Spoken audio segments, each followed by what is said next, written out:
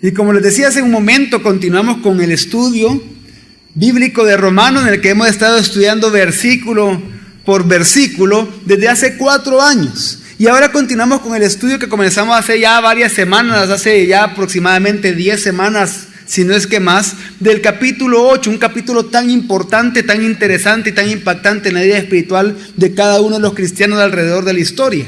Y estamos estudiando específicamente en las últimas semanas el pasaje del Romanos 8, 28 al 30, el cual íbamos estudiando detenidamente. Romanos 8, 28 al 30 dice de la siguiente manera: Y sabemos que a los que aman a Dios, todas las cosas ayudan para bien, a los que son llamados conforme a su propósito.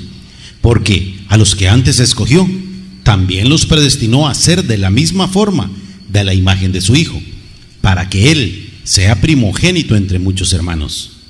A los que predestinó, a estos también llamó. Y a los que llamó, a estos también declaró justos. Y a los que declaró justos, a estos también glorificó. Y es que hace 3 semanas comenzamos a estudiar el versículo 29, en el que comenzábamos a hablar de la doctrina de la elección, sus evidencias bíblicas, sus características conforme a esta cadena de salvación, conforme a este orden de salvación que nos presentan los versículos 29 y 30. Estudiábamos también las objeciones a la doctrina de la elección y el propósito de la elección, que es la predestinación a que nosotros seamos a la imagen de Cristo para que Él tenga la preeminencia sobre nosotros, los hijos de Dios. La semana pasada comenzamos a estudiar Romanos 8:30 y estudiamos específicamente el llamado, la doctrina del llamamiento que Dios nos hace a la salvación, el cual es un llamamiento o un llamado interior, un llamado irresistible, un llamado invencible por la obra regeneradora del Espíritu Santo en nuestra vida. En esta noche continuamos el estudio del versículo 30, que dice de la siguiente manera: Y a los que predestinó, a estos también llamó. Y a los que llamó, a estos declaró justos. Y a los que declaró justos, a estos también glorificó. Y es que así como estudiamos la semana pasada el llamamiento, la doctrina del llamado de Dios, esta noche estudiaremos otra doctrina muy importante en el orden de salvación que establece los versículos 29 y 30 de Romanos 8. Y por lo tanto muy importante en las doctrinas de la gracia, la cual es la justificación. ¿Qué vamos a estudiar hoy? ¿Saben ustedes que Martín Lutero, al encontrarse con estos pasajes que hablaba de la justificación, él pudo ver que la justificación solo por la fe es el artículo sobre el cual la iglesia se apoya o sobre la que la iglesia puede caer? Porque es una doctrina que ha sido cardinal en la Reforma Protestante y fue vista como el campo de batalla para nada menos que el propio Evangelio. Y es que en la enseñanza anterior nosotros hablamos del llamamiento del Evangelio, mediante el cual Dios nos llama a confiar en Cristo para salvación. Hablábamos también en la enseñanza anterior acerca de la regeneración, mediante la cual Dios nos imparte una nueva vida espiritual. Pero surge una pregunta muy importante en este momento: ¿qué pasa con la culpa de nuestro pecado? ¿Qué hizo Dios con la culpa de nuestro pecado? Y es que vemos que el Evangelio nos invita a confiar en Cristo en cuanto al perdón de nuestros pecados. La regeneración hace posible que respondamos a esa invitación que nos hace el Evangelio. En la conversión nosotros respondemos confiando en Cristo para el perdón de los pecados. Pero inmediatamente, en el momento de nuestra conversión, Dios responde a nuestra fe y hace lo que Él ha prometido. Esto es, declarar que nuestros pecados quedan perdonados. Pero ¿cómo Dios hace que nuestros pecados queden perdonados? Lo hace por medio de una declaración legal concerniente a nuestra relación con las leyes de Dios, estableciendo en esa declaratoria legal que estamos completamente perdonados y que ya no estamos sujetos a ningún castigo. Dios hace esto por medio de la justificación. Y fue una comprensión correcta de la justificación que llevó a Martín Lutero, que al darse cuenta de esta verdad de la justificación solo por la fe, es que él se convirtió en cristiano, obviamente por obra del Espíritu Santo, y se sintió rebosar con el gozo recién encontrado del Evangelio. Y es que, por lo tanto, así como ha sido para todos nuestros hermanos que han vivido a lo largo de la historia, para nosotros también debe de ser la justificación una doctrina absolutamente esencial para la fe cristiana que profesamos. Vemos también que cuando Pablo nos da una perspectiva general del proceso mediante el cual Dios nos aplica la salvación, menciona explícitamente la justificación. Menciona que a los que predestinó también llamó, a los que llamó también nos justificó, y a los que justificó también glorificó.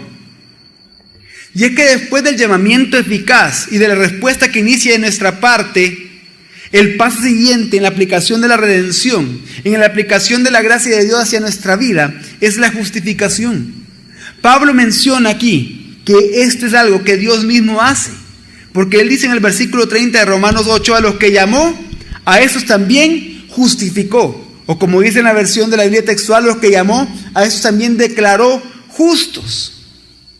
Pero no solo en Romanos 8 o 30 Pablo enseña con claridad esta doctrina, sino que Pablo enseña con bastante claridad que la justificación viene después de esa fe, que es un don de Dios, y que viene como respuesta de Dios, producida por Dios como don a nuestra misma fe. Pablo escribe lo siguiente en distintos versículos de la Biblia. Romanos 3:26 dice lo siguiente: con el propósito de demostrar su justicia en el tiempo presente, a fin de que Él siga siendo justo también cuando declara justos al que es de la fe de Jesús. Vemos que el Señor declara justo, pero declara justo ¿a quiénes? A los que son de la fe de Jesús, o la fe en Jesús, a los que han profesado fe en Jesús. Pero nosotros, por los estudios que en los que hemos asistido las últimas semanas en esta serie de Romanos, nos damos cuenta que aquellos que Dios declara justos son aquellos que han manifestado fe en Cristo Jesús, pero que esa fe sabemos muy bien que no procede de nosotros mismos, sino que es un don de Dios para que nosotros podamos tomar de esa gracia que Él nos da. Pero porque para que ese don lo podamos obtener, Dios ha tenido que hacer algo en nosotros. Soberana y secretamente, Dios Espíritu Santo interviene en nuestras vidas para hacernos nacer de nuevo, para darnos una nueva vida espiritual, y de esa manera poder aceptar el llamado al Evangelio, poder decir sí al llamado al Evangelio, por cuanto ya no estamos muertos espiritualmente, sino que en un instante el Espíritu Santo vivifica nuestro espíritu para que podamos atender al llamado de Dios. Pero ¿quiénes son los que podemos podemos atender al llamado de Dios? Somos los que Dios mismo predestinó antes de la fundación del mundo a ser como Jesucristo para que Él tenga preeminencia sobre nosotros. Pero ¿quiénes son estos que Dios predestinó? Aquellos que eternamente y soberanamente, libremente, Él eligió para ser salvos, antes de la fundación del mundo.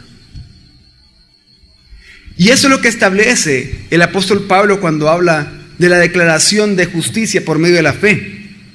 Por eso Romanos 3:28 también dice: sostenemos entonces que el hombre es declarado justo por la fe, sin las obras de la ley. Claro, el hombre es declarado justo por la fe, sin ninguna obra que intervenga de parte nuestra, que nazca de nosotros. ¿Por qué? Porque vemos en toda esa cadena de salvación que hemos estudiado de las semanas anteriores, que viene la salvación, es obra de Dios nada más, desde antes de la fundación del mundo, al declararnos, al elegirnos, al predestinarnos, y en el tiempo interviene en nuestra vida llamándonos por medio del Evangelio y haciendo que atendamos ese llamado por medio de la regeneración causada por el Espíritu Santo, para darnos el don de la fe. Y entonces, al manifestar la fe en Jesucristo, poder ser declarados justos.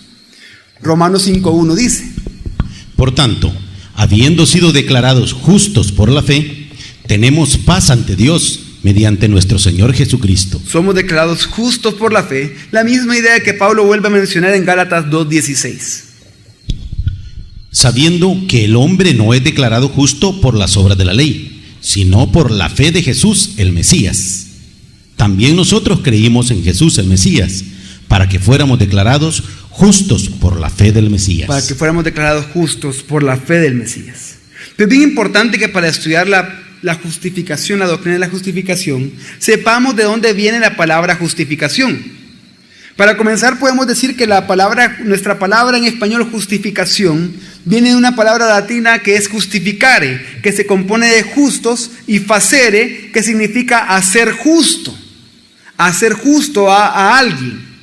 Pero esta palabra la encontramos en la Biblia, la encontramos en el Antiguo Testamento, por ejemplo, con dos palabras hebreas, una llamada sadak, que es declarar justo, y una llamada itzik, que es justificación.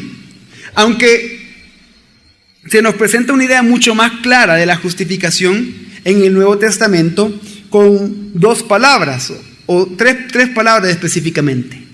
La primera es la palabra dikaió, que significa justificar. Es un verbo que significa justificar. Y luego hay dos palabras que tienen el mismo significado pero distinta connotación. Las palabras dikaioma y las palabras dikaiosis, que ambas significan justificación. Que es hablando de una justificación en un término legal o judicial. Pero ¿cuál es la diferencia de estas dos palabras dikaioma y dikaiosis? La diferencia entre dikaioma y dikaiosis, que se encuentra mucho en el Nuevo Testamento, está que en dikaioma indica el proceso en marcha de declarar a alguien justo, mientras que dikaiosis indica el acto mismo de declarar a alguien justo, cuando el proceso ya está determinado. Esto es como que estemos diciendo que dikaioma se refiere a ese juicio, cuando se está desarrollando el juicio, pero un juicio encaminado en declarar al que está sentado en el banquillo de los acusados, en declarar a ese acusado no culpable, en declararlo justo. Eso es dikaioma, ese proceso que estás haciendo en contra de él, pero que va a terminar en una declaración de justicia a favor de él.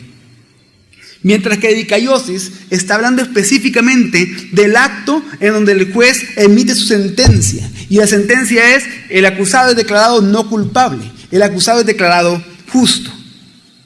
Es bien importante entonces ver de que la justificación connota un término legal. Por eso es que me tomé el tiempo de explicar estas palabras, para que veamos que en el Nuevo Testamento la palabra justificación connota un término legal. Pero entonces, ¿qué significa la palabra justificación? La justificación puede ser definida de una manera sencilla como el acto por el cual los pecadores injustos son hechos justos a la vista de un Dios justo y santo. Repito, podemos definir sencillamente la justificación como el acto por el cual nosotros, pecadores injustos, somos hechos justos a la vista de un Dios justo y santo.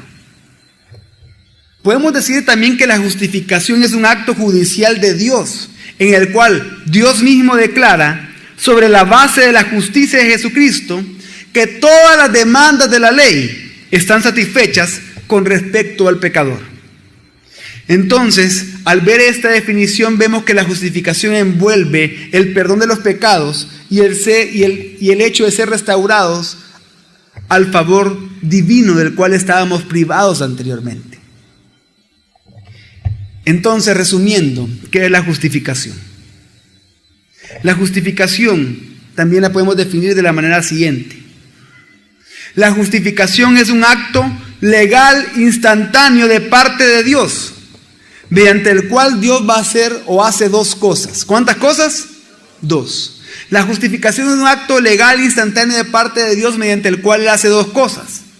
La primera es que declara que nuestros pecados están perdonados y que la justicia de Cristo nos pertenece. ¿Cuál es la primera? Declara que nuestros pecados son ¿qué? Y la justicia de Cristo nos... Y la segunda es que nos declara entonces justos delante de sus ojos.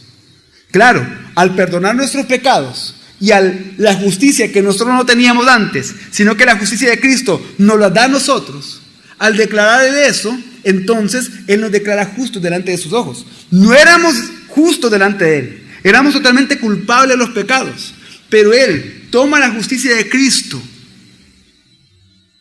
la cual fue satisfecha la justicia de Dios por la justicia de Cristo en la cruz, la toma y nos la da a nosotros. De tal manera que al darnos la justicia de Cristo a nosotros, Él nos declara justos ahora a nosotros. Y este concepto o esta definición de justificación en la que abarca estas dos cosas que Dios hace, de perdonar nuestros pecados y declarar que la justicia de Cristo nos pertenece, para poder declararnos justos delante de sus ojos, lo podemos entender o podemos comprender más este concepto al profundizar más en él. Pero ¿cómo profundizaremos más en este concepto de justificación? Mencionando 5 elementos que tiene la justificación. ¿Cuántos elementos? 5. Y en el resto de la prédica vamos a hablar de estos 5 elementos de la justificación. El primer elemento es que la justificación incluye una declaración legal de parte de Dios. ¿Qué incluye? Y es por eso que les mencionaba anteriormente que el uso de la palabra justificar en la Biblia indica que la justificación es una declaración legal de Dios. El verbo justificar, ese verbo justificar en el Nuevo Testamento, dikaiō, tiene distintos significados según el contexto, pero el sentido más común en el contexto que lo ocupa el apóstol Pablo es de declarar justo a alguien. ¿Cuál es el sentido? Declarar justo a alguien. Como lo leímos en Romanos 3, 26 al 28, que lo volveremos a leer. Con el propósito de demostrar su justicia en el tiempo presente, a fin de que Él siga siendo justo también cuando declara justo al que es de la fe de Jesús. Sostenemos entonces que el hombre es declarado justo por la fe, sin las obras de la ley. Por eso también dice Romanos 5:1, por tanto, habiendo sido declarados justos por la fe, tenemos paz ante Dios mediante nuestro Señor Jesucristo. Romanos 8:30, que es el versículo que estamos estudiando, dice: y a los que predestinó, a estos también llamó, y a los que llamó, a estos también declaró justos, y a los que declaró justos, a estos también glorificó. Y Gálatas 3:24 dice: así que la ley ha sido nuestro tutor hasta el Mesías, para que por medio de la fe fuéramos declarados justos. En todos estos versículos se ha ocupado la palabra dikaiō, que es declarar justo. Por eso es que la noción bíblica de la justificación comporta un proceso o juicio, y su sentencia, que es la opuesta a la condenación. Cuando hablamos de justificación, cuando hablamos de la declaración de justicia que Dios hace, estamos hablando que estamos dentro de un término legal, dentro de un proceso legal, dentro de un juicio, en el que al final es la declaración de justicia a favor de aquel que ha sido elegido por Dios, a favor de aquel de que se le ha hecho el llamado para creer en Jesucristo, y que por la obra de Dios le ha sido dado el don de la fe en Jesucristo, por la cual Él es declarado justo. Por eso dice Romanos 5:19. Porque así como por la desobediencia de un hombre los muchos fueron constituidos pecadores, así por la obediencia de uno los muchos serán constituidos justos. Y es que este versículo, el versículo 19 de Romanos 5, nos está enseñando que la justificación no es una mera declaración sobre el papel, sino que va más allá que una mera declaración sobre el papel, sino que es una constitución, es decir, una firme posición de justicia ante Dios. Por eso que este sentido, que es particularmente evidente, el hecho de que la justificación es una declaración legal de parte de Dios, lo podemos ver en Romanos 4:5, cuando dice: pero al que no obra, sino que cree en el que declara justo al impío, su fe le es contada como justicia. Vemos específicamente en este versículo de Romanos 4 que Pablo no puede estar diciendo que Dios hace que los impíos sean justos. No está diciendo que Dios está cambiando el interior de los impíos y los está haciendo moralmente perfectos. Eso Dios lo hace en la santificación, que lo estudiamos al principio de Romanos 8. En Romanos 8, 2 al 4, prácticamente el 5, todavía estuvimos hablando de la santificación, de la obra del Espíritu Santo en nuestra vida. Porque si nosotros dijéramos de que lo que Pablo está diciendo en este versículo es que Dios está haciendo que los impíos sean justos, cambiándolos en su interior para hacerlos moralmente perfectos, entonces estaríamos diciendo que los impíos tendrían méritos u obras propias de las que depender después de que Dios ha intervenido en su vida, y que por eso fueron constituidos justos.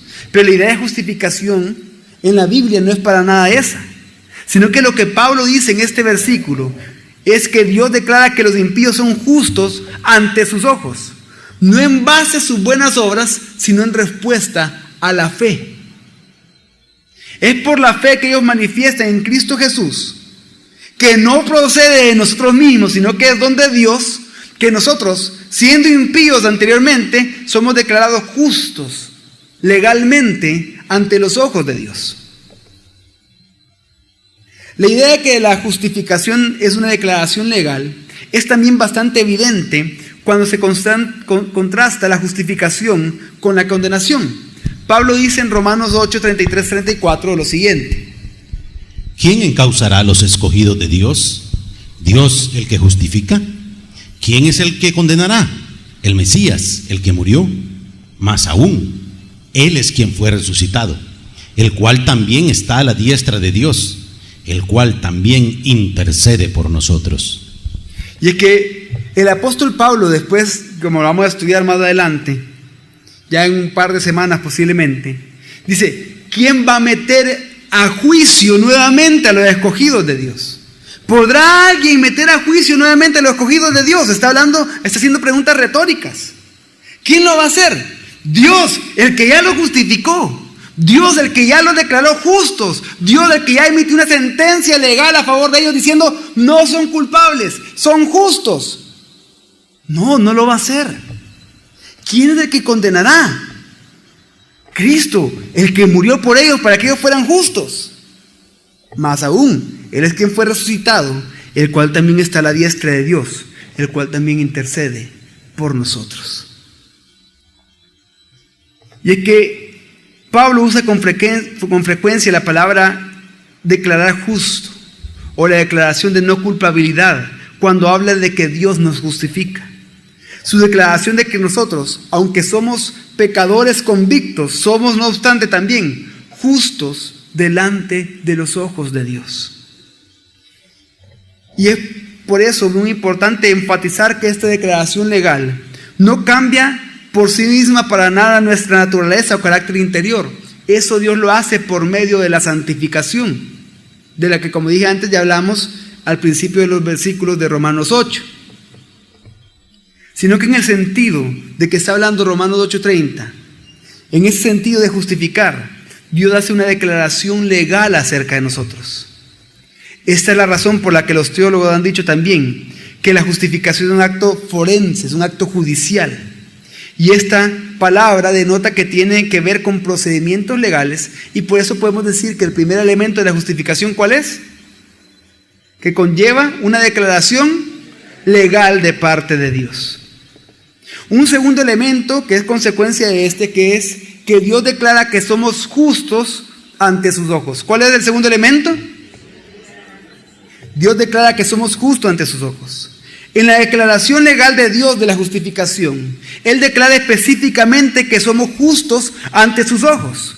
Significa que declara que no tenemos que pagar un castigo por el pecado, incluyendo ahí los pecados pasados, presentes y futuros.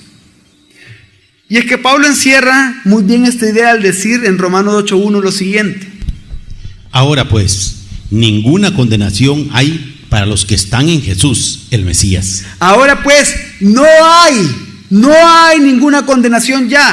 Ya no hay condenación para los que estamos en Jesús, el Mesías. ¿Por qué?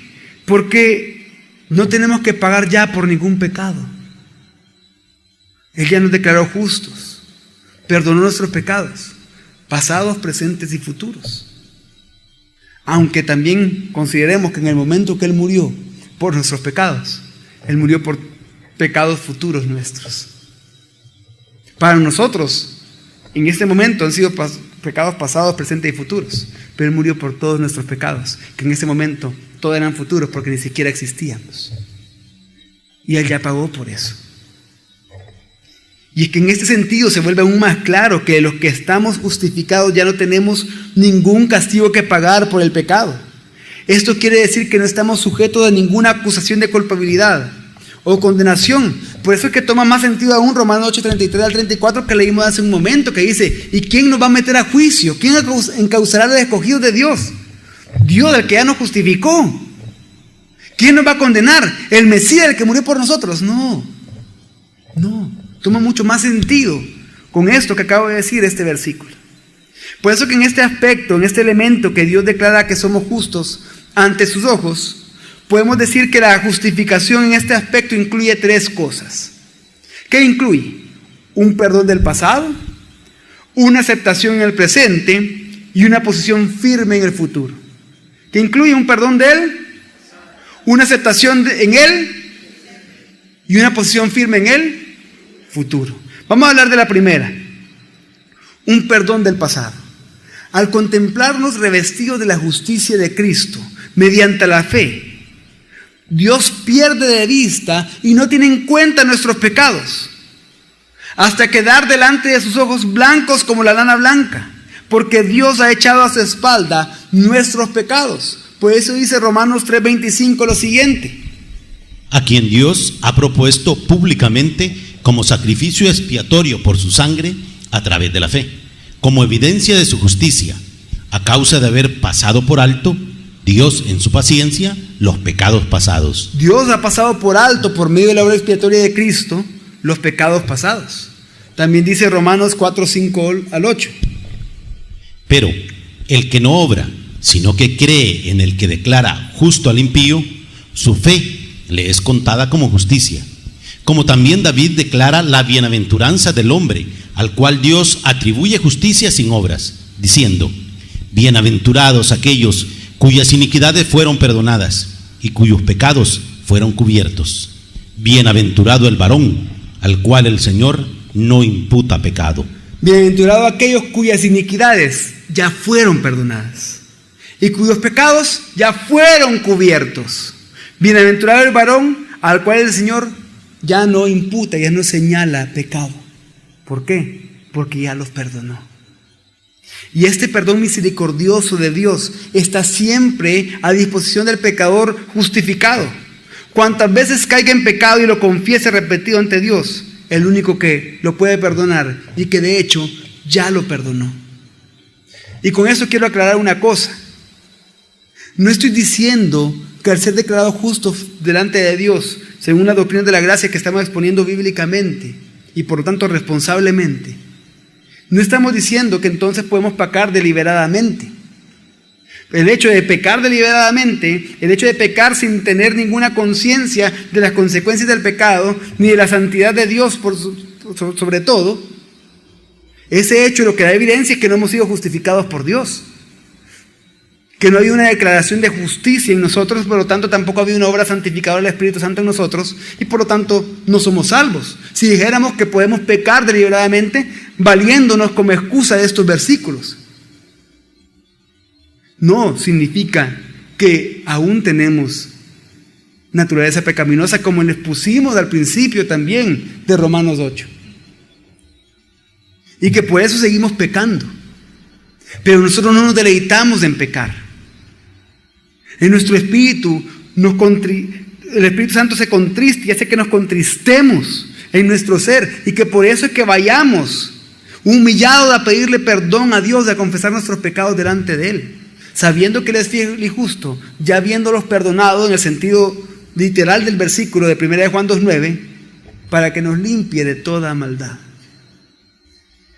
Pero también dijimos que esta declaratoria de justicia también conlleva una aceptación ¿en qué? En el presente. Romanos 3:25-26 dice: a quien Dios ha propuesto públicamente como sacrificio expiatorio por su sangre a través de la fe, como evidencia de su justicia, a causa de haber pasado por alto Dios en su paciencia los pecados pasados, con el propósito de demostrar su justicia en el tiempo presente, a fin de que Él siga siendo justo también cuando declara justos al que es de la fe de Jesús. Y es que Dios sigue mostrando su justicia en el tiempo presente. A los creyentes nos justifica aceptándonos a su favor en el amado, en Cristo Jesús. Al aceptarnos como justos, Dios no declara que seamos santos en nuestro interior. Eso lo hace por medio de la santificación, sino que nuestros pecados han sido expiados por Jesucristo. Y por lo tanto entramos en una nueva relación con Dios. Ya no somos sus enemigos, sino que tenemos una relación con Dios de amistad, de favor delante de Dios.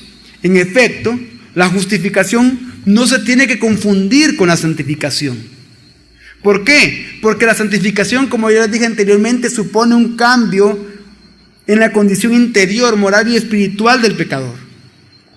Mientras que la justificación es un cambio en la posición legal del pecador frente a la justicia de Dios. Por lo tanto, por esa declaratoria de justicia, Dios va a perdonar nuestros pecados pasados, pero por esa declaratoria de justicia nos podemos presentar siempre como justos en Cristo Jesús, delante del trono de la gracia, cuantas veces deseemos, porque somos hijos.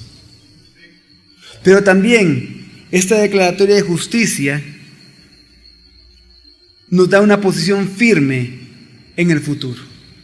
La justificación no se reduce al perdón de los pecados, ni a una declaración pasajera de aceptación favorable en el presente, sino que es una posición estable. Es un estado que no cambiará jamás, ya que la justificación no se basa en una expiación personal del pasado, de un sacrificio que yo haya hecho, ni en la firmeza de nuestra voluntad para perseverar y estar firmes en la fe en el futuro. No, sino que la justificación se basa en la imputación de la justicia de Cristo, hecha una vez por todas, como lo fue la imputación de nuestros pecados sobre Cristo en la cruz. Y se basa en la fidelidad de Dios a sus promesas, porque Él no se va a arrepentir del don de la salvación que nos ha dado, porque son irrevocables sus dones y su llamamiento a salvación. Por lo tanto, somos perdonados de nuestros pecados, somos aceptados en el presente y podemos estar seguros en el futuro, porque lo que Dios ha declarado, esa declaración de justicia, se mantendrá a nuestro favor eternamente. Pero también hay un tercer elemento de la justificación, y es que Dios puede declarar que somos justos porque Él nos atribuye la justicia de Cristo. ¿La justicia de quién nos atribuye? Y es que al estudiar las doctrinas de la gracia, nos hemos encontrado con la idea en distintos casos de atribuir culpa o justicia a alguien. De hecho, al estudiar la justificación vemos que es la tercera vez que nos encontramos con esta idea de atribuir culpa o justicia a alguien. Primero, cuando Adán pecó, su culpa nos fue imputada a todos nosotros, a toda la raza humana. Dios al Padre lo vio como que nos pertenecía y por tanto lo hizo. Se nos imputó el pecado de Adán, por eso que todos nacemos pecadores. Segundo, cuando Cristo sufrió y murió por nuestros pecados le fueron imputados a Cristo, le fueron puestos a Cristo. Dios le vio como que esos pecados le pertenecían a Él y Jesús pagó el castigo correspondiente. Pero ahora al estudiar la justificación vemos que en tercer lugar, algo similar pasa por tercera vez. La justicia de Cristo es adjudicada a nosotros y por tanto Dios considera que esa justicia nos pertenece. No es nuestra propia justicia, sino que es la justicia de Cristo la que se nos acredita a nuestro favor. Por eso Pablo puede decir que Dios hizo que Cristo fuera hecho, en 1 Corintios 1:30 dice que fue hecho nuestra sabiduría, es decir, nuestra justificación, santificación y redención. Vemos que en primer lugar Adán pecó. ¿Quién pecó? Pero la culpa del pecado de Adán, Dios Padre la dio como que nos pertenecía a toda la raza humana y nos la adjudicó a nosotros, nos la imputó a nosotros. Luego, ¿quién fue el que murió por los pecados de los escogidos? Cristo. Entonces, Dios vio que nuestros pecados le pertenecían a Cristo y se lo adjudicó a Él, y Él pagó por el castigo que nosotros deberíamos de pagar. Tercero, la justicia que Cristo ganó en la cruz es adjudicada a nosotros y por tanto esa justicia nos pertenece. No es nuestra justicia, sino que Cristo y Dios nos la da a nosotros, y de esa manera Él nos puede declarar justo delante de sus ojos, porque nos adjudica o nos atribuye la justicia de Cristo. Por eso es que Pablo, pensando en esto, dice que su meta es ser encontrado en Cristo. ¿Por qué? Filipenses 3:9 dice, pues no quiere ser porque no quiere su propia justicia, sino que él quiere ser hallado en él, no teniendo mi propia justicia que procede de la ley, sino la que es mediante la fe del Mesías, la justicia que procede de Dios, basada en la fe. Vemos entonces que el apóstol Pablo sabe que la justicia que tiene delante de Dios no está basada en algo que él haya hecho. La justicia que nosotros tenemos como hijos de Dios no está basada en nuestras obras, en algo que nosotros podamos hacer, sino que es la justicia de Dios que nos viene por la fe en Cristo Jesús. Por eso que es fundamental para la esencia del Evangelio insistir en que Dios nos declara justos, no en base a nuestra condición real de justicia y santidad, no en base a lo que nosotros podamos hacer o a lo que nosotros podamos ganar, sino más bien en base de la justicia perfecta de Cristo, que Dios ha dicho que ahora a los que somos hijos de Él nos pertenece esa justicia de Cristo. Y es que esto es lo que Martín Lutero vio con tanta claridad. Y es lo que dio una gran motivación a la Reforma protestante. Cuando las buenas noticias del Evangelio se convirtieron de verdad en buenas noticias de salvación gratuita y total en Cristo Jesús. En la época de la Reforma se extendió como un incendio imparable para todo el mundo civilizado en esa época. ¿Por qué? Porque estaban acostumbrados a decirles, para ser santos tenés que hacer esto y dejar de hacer esto. Para ser justo tenés que dar esto y dar esto y dar esto y hacer lo otro. Pero cuando se expone la verdad del Evangelio a las personas, cuando se expone el Evangelio de la gracia de Dios, el Evangelio de la fe en Jesucristo, el Evangelio de la obra de Cristo, el Evangelio que es poder de Dios para salvación, y no se exponen anatemas, no se exponen otros evangelios, entonces lo que sucede es que eso de verdad se vuelve una buena noticia para aquel que lo oye, porque dice, yo no puedo porque soy pecador, pero Él sí pudo. Y su justicia ahora es mía. Por eso de que Romanos 6:23 dice lo siguiente: la paga del pecado es muerte, mientras que la dádiva de Dios es vida eterna en Cristo Jesús, nuestro Señor. Y es que sabemos que lo que nosotros merecíamos por nuestras propias obras es muerte, mientras que la dádiva, el regalo de Dios, es vida eterna en Cristo Jesús, nuestro Señor. Y vemos también que hay un cuarto elemento de la justificación. Y es que la justificación nos viene únicamente por la gracia de Dios, no en base de mérito alguno que tengamos. Y es que, como vimos al inicio de esta serie de Romanos hace 4 años atrás, vimos que en los primeros 3 capítulos, específicamente de Romanos 1:18 a Romanos 3:20, Pablo explica claramente que nadie podrá hacerse justo ante los ojos de Dios. Obviamente ni aquellos que están viviendo en la moralidad expresamente, ni aquellos que se creen justos, ni los religiosos, ni los moralmente buenos, se podrán hacer justos delante de Dios, sino que es algo que Dios le corresponde hacer. Es una atribución exclusiva de Dios, que es por su gracia que nos las da. Romanos 3:20 dice: porque por las obras de la ley ninguna carne será justificada delante de Él, porque por medio de la ley es el conocimiento del pecado. Y es que establece claramente, miren, por las obras, por sus propias obras, nunca van a ser justificados. Pueden seguir haciendo todas las obras que quieran, pero jamás van a ser justificados por esas obras. Y eso lo lleva a establecer más adelante en Romanos 3:23 al 24 lo siguiente: por cuanto todos pecaron y están privados de la gloria de Dios. ¿Cuántos pecaron? Todos. ¿Cuántos de acá estaban privados de la gloria de Dios? Todos. Todos. Pero ¿qué pasó con nosotros? El versículo 24 lo dice: siendo justificados por su gracia, sin merecimiento alguno, mediante la redención que tienen en Jesús, el Mesías. Y es que fuimos justificados por su gracia. ¿Lo merecíamos? De ninguna manera lo merecíamos. Pero fuimos justificados por su gracia, mediante la redención que tenemos en Jesucristo. La gracia de Dios es un favor inmerecido. Hay un autor que dice que la gracia de Dios es el placer de Dios, para que nosotros los pecadores nos podamos gozar en Dios sin que se oscurezca la gloria de Dios. Y es que la gracia de Dios es un favor inmerecido que le causa complacencia a Dios para que nosotros podamos vivir para Él y gozarnos en Él y hacer de Él el propósito máximo en nuestra vida. Y Él, al manifestar esa gracia, no oscurece su gloria, sino que se glorifica en dar la gracia a aquellos que Él soberanamente escogió para que fuéramos sus hijos y que vivamos para la alabanza de la gloria de Él.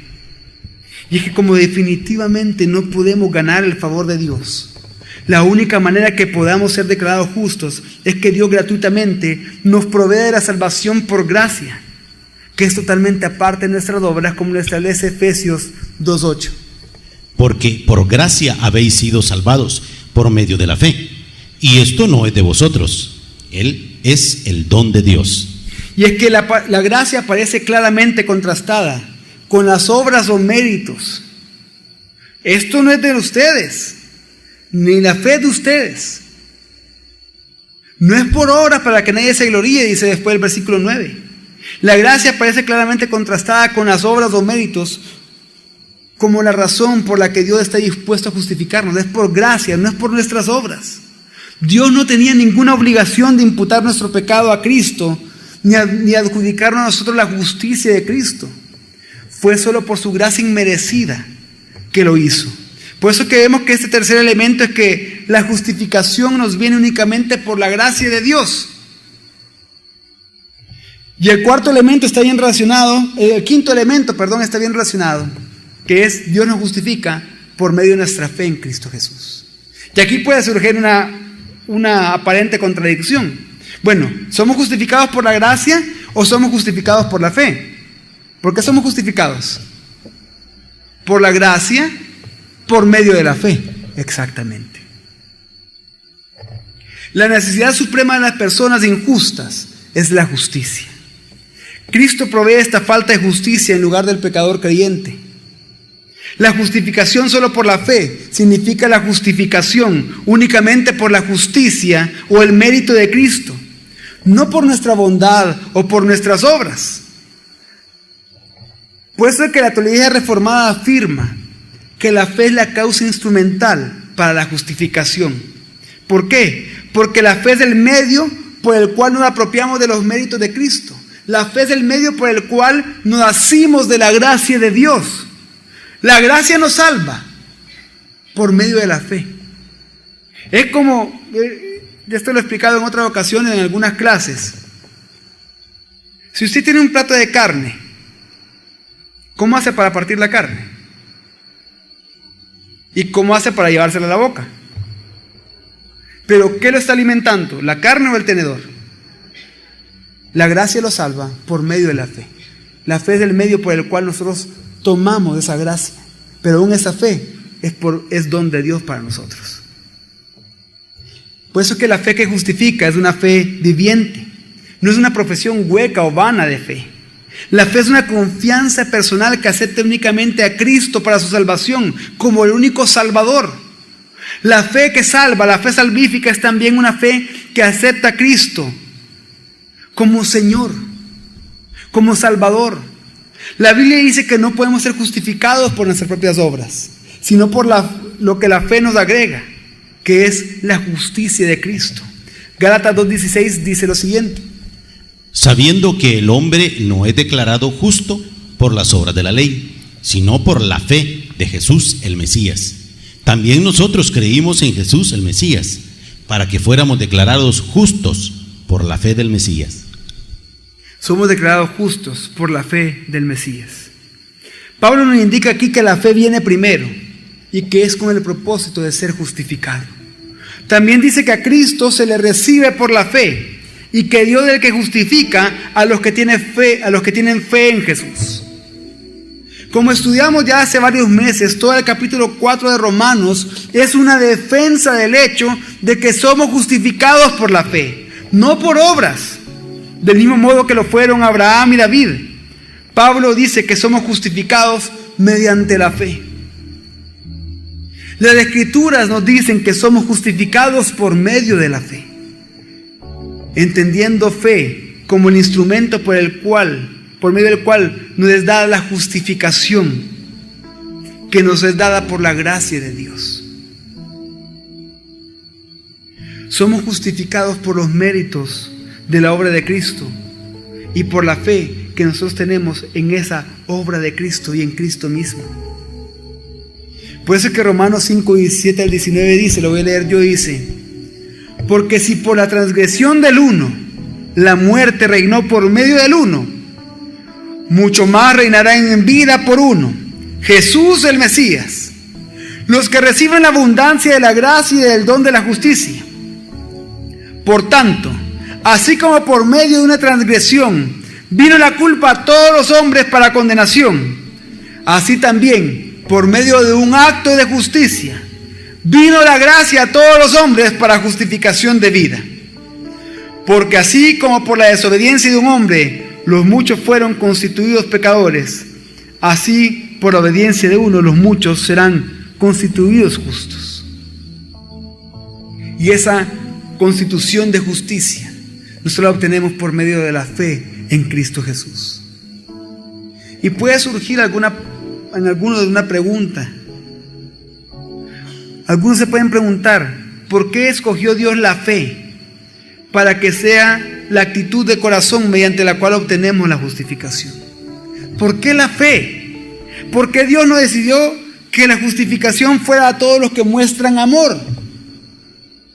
¿O por qué Dios no decidió que la justificación sea para todos los que mostraron gozo, o contentamiento, o humildad, o sabiduría? ¿Por qué Dios escogió la fe como el medio de recibir justificación? Al parecer,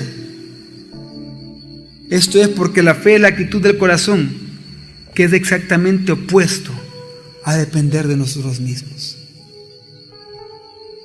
Muchos en la historia han querido ser salvos por ellos mismos, por lo que ellos mismos pueden hacer, por lo que ellos mismos pueden lograr, por lo que ellos mismos pueden conocer. Muchos de nosotros estuvimos corriendo tras el viento, vanamente, queriendo ser justificados, salvos por nosotros mismos, por nuestras propias obras. Pero por la gracia de Dios, en nosotros intervino el Espíritu Santo, quien nos hizo nacer de nuevo. Y Dios nos dio el don de la fe, que se activó al escuchar la palabra de Dios, y nos dimos cuenta de nuestro propio pecado y de la tontería que es querer ser salvos por nosotros mismos. Y nos dimos cuenta que no depende de nosotros, sino depende del soberano que tiene misericordia de aquel que Él quiere tener misericordia. Por eso es que cuando vemos a Cristo en fe, estamos diciendo esencialmente: me rindo. Me rindo.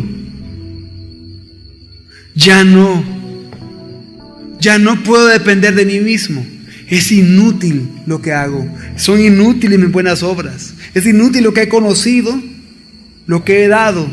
Es inútil para salvarme. Me rindo.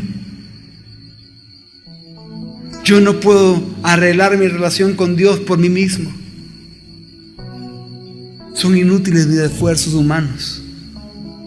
Por tanto, después de ver nuestro pecado, después que Dios por gracia nos hace ver nuestra miseria, así como por gracia le hizo ver lo miserable de su condición a aquella mujer samaritana cuando le dice: bien has dicho, no tienes marido, porque 5 has tenido, y el que tiene no es el tuyo. Le hizo ver su pecado pasado y su condición deplorable en el presente. Y es cuando por gracia nosotros vemos nuestra propia condición de pecado, nuestra propia miseria, y nos damos cuenta de todo nuestro pecado, y nos damos cuenta que no hay obra buena que hagamos por nosotros mismos que pueda eliminar todo ese pecado en nuestra vida. Nos rendimos delante de Dios, nos asqueamos de nuestros pecados, nos lamentamos de nuestros pecados, porque hemos visto, según por medio de la palabra, que hemos pecado contra un Dios santo y justo. Y es donde rendidos, donde cansados de ser justificados por nosotros mismos, donde cansados nos rendimos a los pies de Cristo y decimos: confío en ti y dependo por completo de ti. Creo en ti.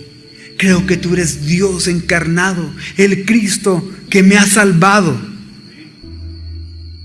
Creo en ti. Y en ese momento tras esa obra que ha hecho Dios mismo en nuestro corazón, al vivificarnos nuestros espíritus por medio del Espíritu Santo y al darnos el don de la fe para que podamos ver nuestra propia miseria y que nuestro pecado nos sepa amargo y podamos ver lo dulce que es la gracia y que nos permite ver la gloria de Cristo. En ese momento sucede algo sobrenatural en nosotros que de ninguna manera nosotros provocamos, sino que es el milagro de Dios. En el momento que somos constituidos justos delante de Dios, santificados, redimidos, expiados, obtenemos la propiciación de nuestros pecados, somos declarados hijos de Dios para toda la eternidad por medio de la obra de Cristo. Y es que de esta manera es que la fe es exactamente lo opuesto a confiar en nosotros mismos. Y por tanto es la actitud que lleva a la salvación, porque no depende para nada de nuestros méritos propios ni de nuestras obras, sino de la dádiva, del regalo de Dios, de la gracia de Dios. Por eso es que, como he citado anteriormente, todos los reformadores, desde Martín Lutero en adelante, fueron tan firmes en su insistencia de que la justificación no viene por la fe más algunos méritos, no viene por la fe más algunas intercesiones de alguien más, no viene por la fe más algunos sacramentos, ni viene por la fe más algunas obras, sino solo y únicamente por la fe en Jesucristo, solo por la fe. Y es por eso que Efesios 2, 8 al 9 dice: porque por gracia habéis sido salvados por medio de la fe, y esto no es de vosotros, es el don de Dios, no por obras, para que nadie se gloríe. Y es que esa es la doctrina de la justificación. Eso es de lo que se refiere Romanos 30 cuando dice que a los que llamó, declaró justos. ¿Por qué es importante que conozcamos esta doctrina de la justificación? Primero, porque esta doctrina nos permite a nosotros, que hemos sido justificados por la fe, que somos hijos de Dios, nos permite cumplir nuestra misión y de ir a ser discípulos, ofreciendo una esperanza genuina a los incrédulos, para que sepan que la salvación nunca ha dependido de ellos, ni depende de ellos, ni dependerá de ellos y sus propias obras. En otras palabras, la doctrina de la justificación nos enseña que nadie puede hacerse justo por sí mismo delante de Dios, sino que es únicamente por la fe. Y nosotros lo que tenemos que hacer es predicar el Evangelio, porque el Evangelio tiene el poder para salvar al escogido mediante la fe. Pero también hay algo que nos hace ver que es importante esta doctrina de la justificación, y es que esta doctrina nos da confianza en que Dios nunca nos hará pagar por esos pecados que han sido perdonados por Cristo. El día en que Cristo venga a ajustar cuenta con sus enemigos, Él no ajustará cuentas con nosotros, porque nosotros ya fuimos perdonados en Él. Hemos sido librados de ese juicio final, de ese gran juicio del trono blanco, en donde se darán dos evidencias rotundas e infranqueables en contra de aquellos que vivieron una vida sin Cristo. Primero se expondrán todos sus pecados, todos y cada uno de sus pecados se expondrán delante de sus ojos, y ahí estará la evidencia. Tú no mereces entrar al cielo, tú no mereces ser salvo, porque la paga del pecado es la muerte. Pero luego se abrirá un rollo, un libro que será esa evidencia rotunda, el libro de la vida, en que se expondrá delante de sus ojos y se le dirá: tu nombre no está aquí. Por lo tanto, será echado al lago de fuego, donde sufrirá eternamente el castigo de la eterna perdición, porque desobedeció al Evangelio, desobedeció a Cristo, porque no creyó en Él. Pero nosotros somos libres del juicio, como dice Juan 3:16 al 18. Porque de tal manera amó Dios al mundo, que dio a su Hijo unigénito, para que todo aquel que en Él cree no se pierda, mas tenga vida eterna. Porque Dios no envió al Hijo al mundo para juzgar al mundo, sino para que el mundo sea salvo por medio de Él. Quien cree en Él, no es juzgado. El que no cree, ya ha sido juzgado, porque no ha creído en el nombre del unigénito Hijo de Dios. Pero también hay que aclarar que aunque seamos libres del juicio, no significa que no vamos a tener consecuencias cuando pecamos. Claro que las vamos a tener. Es por eso que cuando pecamos Dios nos disciplina, y nos disciplina por gracia, por amor, para hacernos partícipes de su santidad, porque nos ha escogido para ser como Cristo. Es por eso que debemos de confesar nuestros pecados diariamente delante de Dios. Como dice 1 de Juan 1:9, que si confesamos nuestros pecados, Él es fiel y justo para perdonarnos y limpiarnos de toda maldad. Pero hay una tercera razón por la cual es importante que nosotros estudiemos y conozcamos esta doctrina de la justificación. Y es que esta doctrina nos enseña que la gracia reina por medio de la justicia de Dios en nuestra vida. Por eso dice Romanos 5:21, para que así como reinó el pecado para muerte, así también la gracia reine por la justicia para vida eterna, mediante Jesús el Mesías, Señor nuestro. Y es que la gracia reina por la justicia en nuestra vida. Y así será por toda la eternidad. La gracia reina por la justicia. Porque nosotros pecadores, viles, miserables, que atentamos diariamente en contra de la santidad de Dios, transgrediendo la santidad de Dios, sin preocuparnos por nada y sin preocuparnos por ofender a un Dios santo. A nosotros, pecadores, se nos abrieron los ojos por gracia de Dios, de manera que pudimos ver delante de la santidad de Él, expuesta por las Escrituras, pudimos ver nuestro propio pecado y temer por nuestra vida. Pero al mismo tiempo se nos dio por don arrepentirnos de nuestros pecados y la fe en Cristo Jesús, para que ya no transgredamos la santidad de ese Dios santo y justo, sino que nos rindamos delante de Él y alabemos su gracia y su santidad. La gracia reina por la justicia, porque es en ese momento en que nos dimos cuenta, en el momento en que Dios avivó nuestros sentidos espirituales, que nos dimos cuenta que no hay nada que nosotros hicimos, sino que lo que merecíamos nosotros es de estar clavados en esa cruz, justamente pagando por nuestros pecados. Pero que nuestros pecados se imputaron al Cordero Santo, al que nunca pecó. Dios le hizo pecado para que pagara el precio de nuestra justicia y nosotros fuéramos hechos justicia de Dios en Él, y esa justicia se acreditara a nosotros por gracia. Es por eso que la gracia reina por medio de la justicia para vida eterna, para conocimiento del Padre, para conocimiento de Cristo, mediante Jesús el Mesías, Señor nuestro. Y es que la gracia es la que ha transformado nuestra vida. La gracia es la que nos ha llamado con esos lazos de amor irresistible que nos han arrastrado hacia el Hijo, y a rendirnos delante del Hijo y a reconocer esa cruz como donde se hizo justicia, donde Dios satisfizo su justicia, que por gracia nos fue atribuida a nosotros. Por lo tanto, conscientes de que somos justificados pues por la fe y que tenemos paz para con Dios en Cristo Jesús, conscientes que no hay condenación para los que estamos en Cristo, conscientes que para los que amamos a Dios todas las cosas obran para bien, según el propósito para el que hemos sido llamados, porque a los que escogió también predestinó para que seamos hechos semejantes a Cristo Jesús, para que Él sea el preeminente entre muchos hermanos, conscientes que a los que predestinó también llamó, conscientes que a los que llamó también justificó.